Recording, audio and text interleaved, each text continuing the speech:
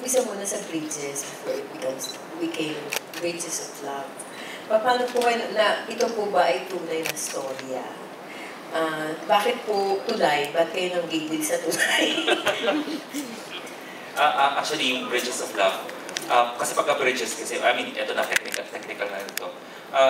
Bridges kasi parang literal bridges eh. But kailangan lang namin palamutin ng context, so we did Bridges of Love. But definitely, merong relevance kung bakit bridges sa dalawang lugar. And that's really the role of Maha Salvador in the relationship of the two brothers. Siya talaga ang magtutulay sa dalawa. That's why we're here.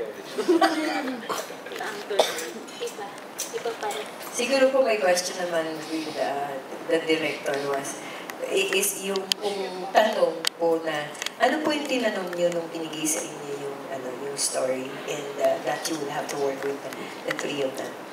Meaning, sorry, ano yun? Ano po yung mga naitanong niyo when you were given that assignment that you're going to be directing Bridges of Love? Okay. Itong first time na in-offer din sa akin yung show, actually medyo may kaba pa ako ng konti kasi this is my first time to do a love story and coming from an independent na scene, and siyempre yung mga films ko na ginawa are known for gritty, violence, and dark, diba? Scary, diba? And then, so, nung in-offer sa akin ito, so it's a challenge for me, diba? And I even asked Henry and all the creatives kung siyempre kung kaya mo rin, I try to assess yourself din. So, but I'm so thankful that I was given that opportunity na magawa to.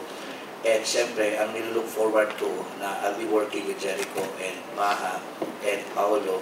And I think yung kaba, napalitan nyo ng excitement dahil I know na they're very wonderful and excellent actors. So, after that, everything nag-flow naman. And lahat naman nag-put naman yung puzzle na nag-question sa mind ko kung kaya ko o hindi yung show. And again, aside from the actors that I'll be working with, nung binasa ko yung script na kinreate nila, I think yun ang pinaka-interesting talaga na nangyari because the story itself really struck me and I realized na it's really a wonderful story. So, it's... So wala po kayo naitanong? Sa kanila. Wala akong may naitanong or na suggest na kung how...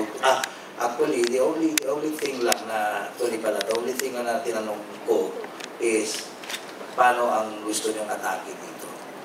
Ayun lang. And then, so I was instructed na bigyan siya ng bagong feel, bigyan ng bagong look, i-raise yung bar, kung paano gumawa ng isang drama. So I think yun lang yung ano ko. And yun, na-achieve naman. Sa akin naman, when they approached me to do the Bridges of Love, nakita ko na actually yung pilot week niya, nagawa ni Richard Thomas at ng direktado Lumipa. So, nung nakita ko siya, tapos nakita ko yung mga actors na kasama sa teleserye, I immediately grabbed the opportunity kasi I've met and worked briefly kina Maha at kay Jericho sa Legal Wife. And I know yung caliber ng work nila and I've heard so much about Paolo. So, hindi na ako nagdalawang isip. And when I saw yung work na ginawa nila Richard, yung treatment ng material na ginawa ng mga writers, kakaiba siya. So sa akin, hindi ko na dapat palampasin. Exciting yung teleserye. Which actually leads me to the question to the three celebrities.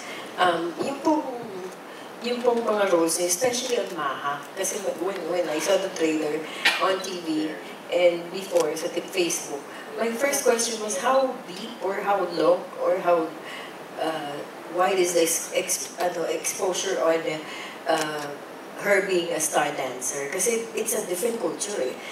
That bar scene and yung implication na sa teaser na she's not going to give in to Paolo.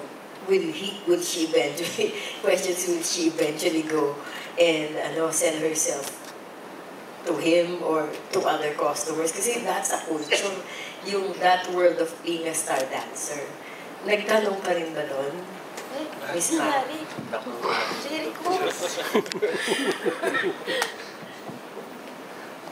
Grabe na sila. Tulad po nung sinabi ko nung press con, gusto ko po sanang pumunta sa mga club.